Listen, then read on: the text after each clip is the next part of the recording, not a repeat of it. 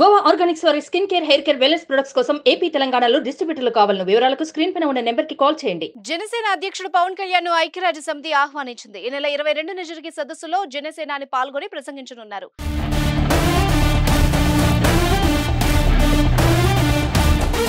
దీంతో పవన్ ఈ నెల 20వ తేదీన న్యూయార్క్ బయలుదేరి వెళ్లనున్నారని తెలుస్తోంది. కాగా దేశం తరపున పాటుపడే నలుగురికి మాత్రమే ఈ అవకాశం దక్కుతుంది. ఇలాంటి అరుదైన అవకాశాన్ని పవన్ కళ్యాణ్ దక్కించుకున్నారు. నిస్వార్థంగా ప్రజలకు సేవ చేసే నేతలకు మాత్రమే ఇలాంటి అవకాశం దక్కుతుందని విశ్లేషకులు అభిప్రాయపడుతున్నారు.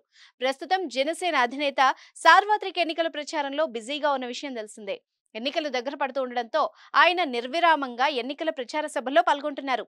టీడీపీ, బీజేపీతో పొత్తులో భాగంగా జనసేనకు కేటాయించిన సీట్లలో తమ అభ్యర్థుల్ని గెలిపించుకునే పనిలో పవన్ తలమునకలై ఉన్నారు. పిఠాపురం నుంచి పవన్ కళ్యాణ్ స్వయంగా పోటీ చేస్తున్న సంగతి తెలిసిందే. దీంతో తెలుగు రాష్ట్రాల్లో పిఠాపురం సీట్ హాట్ సీట్ గా మారింది. జనసేనాని గెలుస్తారా లేదా అనేది కాకుండా ఎంత మెజార్టీతో గెలుస్తారని అంచనాలు వేస్తున్నారు.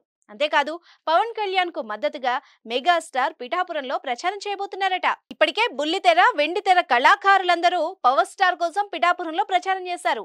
ఇటువంటి సందర్భంలో ఐక్యరాజ్య సమితి నుంచి పవన్ కు ఆహ్వానం అందడం మరింత శుభసూచకం అని జన సైనికులు హర్షం వ్యక్తం చేస్తున్నారు.